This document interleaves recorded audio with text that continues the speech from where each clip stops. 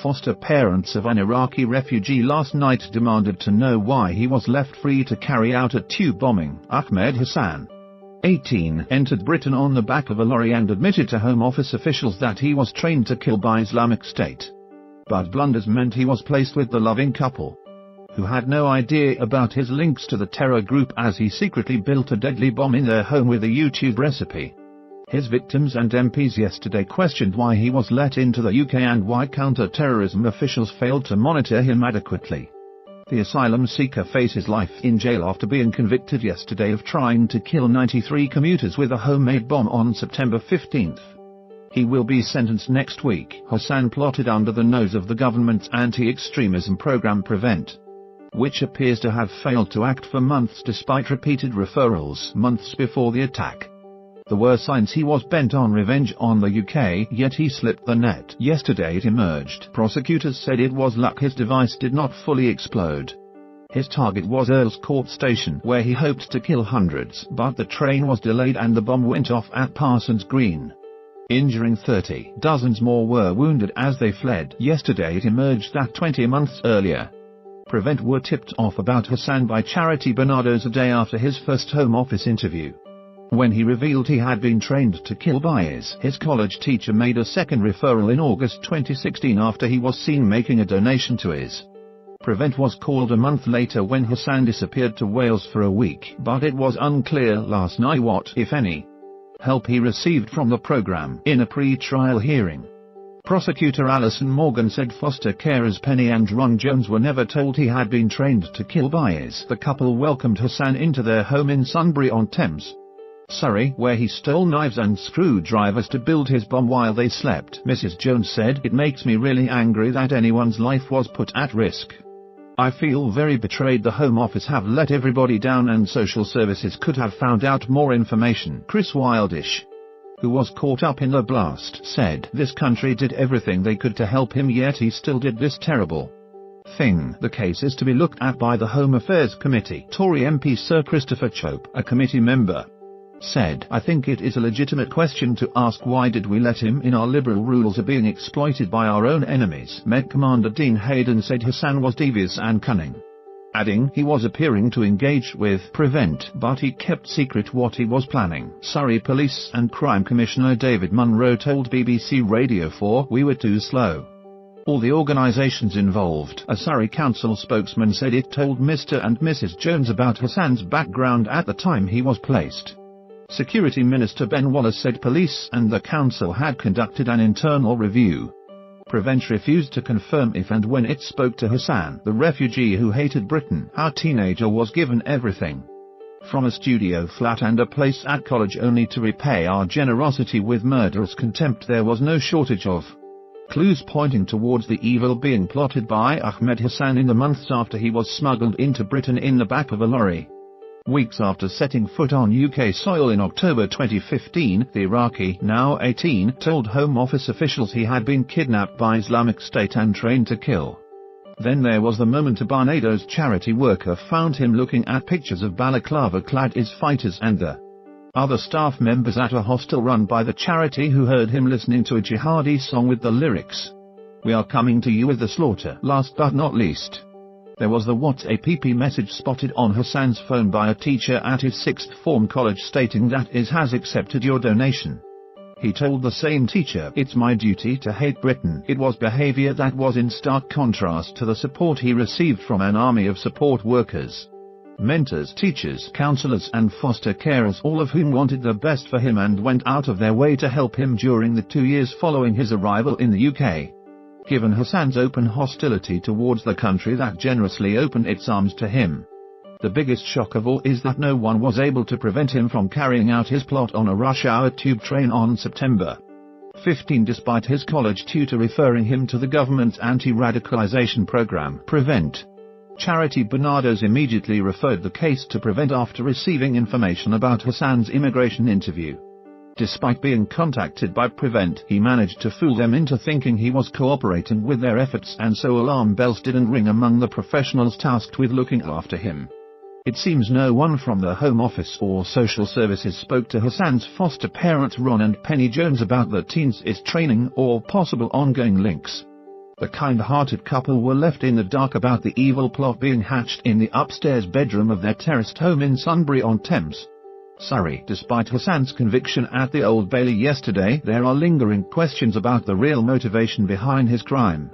Was he, as he told immigration officials at Luna House in Croydon soon after arriving in the UK 2 years ago, really kidnapped by IS and trained to kill by them before fleeing the terror group, or, as he claimed in court this week, was that simply a fanciful tale he concocted in the hope of gaining asylum here in the UK? If we are to believe Hassan's latest version of events, delivered under oath from the witness box, he is nothing more than an aspirational middle-class Iraqi who came to the UK in search of a decent education and a better life, and his crime is even more sickening.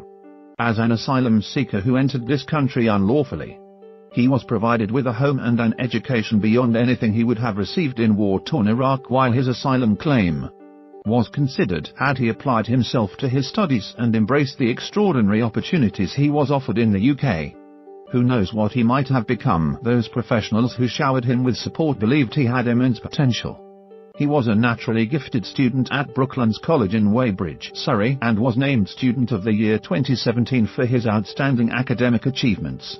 How ironic that he spent his prize, a £20 Amazon voucher, on ingredients for a bomb packed with nails, drill bits and screwdrivers, aimed at bringing carnage to the very country that had taken him in. Whatever Hassan's reasons for claiming asylum, there is little doubt life here presented him with opportunities that would have been beyond his wildest dreams in Iraq. He was born in the capital Baghdad in June 1999 but orphaned at a young age. His mother died before he was old enough to remember her, and his taxi driver father was killed in an explosion in 2006. Hassan and his older brother Fela, 7 years his senior, were taken in by an uncle in northern Iraq, despite excelling at school. By the time he was 15, his education was over and he was working 18-hour days carrying vegetables between lorries on the Iran-Iraq border. He moved to the IS-controlled town of Jalala between August and November 2014. Exactly how he spent those 4 months is not clear. When the town was liberated by the Kurdish Peshmerga, he slipped over the border into Turkey and traveled to Istanbul. He decided to leave Iraq because he wanted a better life. Hassan said in court this week, "I wanted studying. I wanted to learn English, and there was so much pressure on me to keep on with my job." After 2 weeks in Turkey, he traveled by ferry to Italy, where he was briefly detained by the authorities and then released before moving to France. His last stop there was the Calais jungle camp, where he admitted in court asylum seekers shared sob stories for use by others hoping to get to Britain and win the right to stay. "I have never come across a refugee who would tell the truth when they arrive in a new country," Hassan told the Old Bailey. In fact, there were people who used to sell stories. After multiple attempts to get into the UK, he finally arrived in Dover in October 2015 and was taken by lorry to a location near Gatwick Airport. As a minor, he was swiftly scooped up into care, housed first at Baytree, a home run by Bernardo's in Hawley, Surrey. One staff member was with Hassan when he was interviewed by immigration officials in January 2016. He told them that after being captured by IS for a few months, I was forced to train with them on how to kill, and they would teach us about the religion and what Allah believes is right. In a later interview, he added that he had been kidnapped and forced to train with IS after the group threatened to kill his uncle and brother.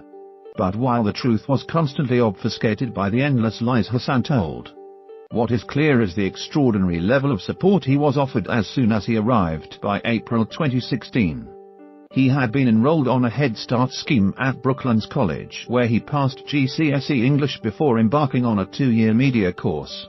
When Baytree Hostel closed down, he was moved to a brand new studio flat in a semi-independent unit in nearby Epsom, and when he became depressed and unhappy and bored at the hostel, Brooklands staff arranged with social services for Hassan to move into the home of retired couple Penny and Ron Jones, while the experienced foster parents showered him with love. His college tutor arranged for him to spend his summer on a government-funded National Citizen Service program which involved a week's camping in Devon, a week at Surrey University and a week of charity work in Guildford. When he expressed an interest in becoming a wildlife photographer like David Attenborough, Mr. and Mrs. Jones took him to Richmond Park and to Monkey World in Dorset. It is hard to see what more could have been done to help the troubled teenager settle into a new life, all the opportunities he claims he wanted. with the better life he dreamed of while working as a laborer in Iraq were firmly within his grasp behind the scenes. However, there were signs Hassan wasn't prepared to invest in the hard work that would have been required to make something of himself while waiting to hear if his asylum claim had been accepted. He complained to teachers and friends about how dull his life was. Attempts by the defense to paint him as depressed and vulnerable do not sit well with the day-to-day realities of his situation. Despite being given a generous £90 a week allowance by his foster parents and an Apple laptop for his studies, Hassan was secretly selling second-hand mobile phones for cash on the internet behind his bedroom door, on which he scrawled "I'm bored" over and over again. He binge-watched repeats of his favorite Mission Impossible film, mentally substituting himself for Tom Cruise in the action role. "I had a fantasy in my head," he said when asked by prosecuting barrister Alison Morgan, "why did you do it all in the end?" It seems a desire for infamy combined with a misguided bitterness towards Britain led Hassan down the wickedest of paths. He told his teacher he blamed the British for the death of his parents, but if so, why did he come to the UK in search of a better life, whatever the truth? By July 2017, he was texting his teacher Katie Cable, who also worked as a volunteer mentor for refugees, telling her, "Your country continues to bomb my people daily." During his trial, Hassan consistently tried to play down his motivation for planting the bomb, a device hidden in a bucket concealed inside a Lidl freezer bag, in a bid to mitigate his crime. He claimed the device was designed to just burn, not to explode or cause harm. "It was a fantasy. I was bored. I wanted attention," he told the court when asked why he had planted the explosive device. "I just felt it was very attractive to me," he added. "The idea of becoming a fugitive got into my head and it was all I could think about." In reality, the only reason the shrapnel-packed bomb didn't cause carnage when it went off in a packed train carriage at Parsons Green tube station was because Hassan had failed to correctly dry out the chemical ingredients and the device only partially exploded. In court, his well-groomed appearance was a far cry from the shaggy-haired youth seen in CCTV images just before and after his heinous crime. He no doubt hoped to give the jury the impression he was, as his defense team argued, a young man with a bright future ahead of him. The court heard he still hoped to study media at university in Bristol and has been studying while on remand in jail. Yet throughout this performance, he consistently failed to make eye contact with anyone in the court. At no point did he appear aware of the magnitude of his crime. The greatest irony of all is that Hassan could have had the bright future he claims he was looking for. But instead of seizing the opportunities offered to him in the UK, he chose to take the most evil of paths. Exactly why he did it, we may never understand, but he betrayed the kindness, hope and belief invested in him in the most monstrous manner possible. A spokesman for Surrey County Council said, "This was a difficult case in tough circumstances. We have a duty to provide support to unaccompanied asylum-seeking children who arrive in Surrey, and we're also expected to work with law enforcement agencies and others to help stop people being drawn into terrorism. Our work with other agencies in this case wasn't as good as it should have been, and we're sorry for our part in that. We knew before the terrible incident at Parsons Green that we needed to make changes and had already begun to do so. Since then we have made further improvements."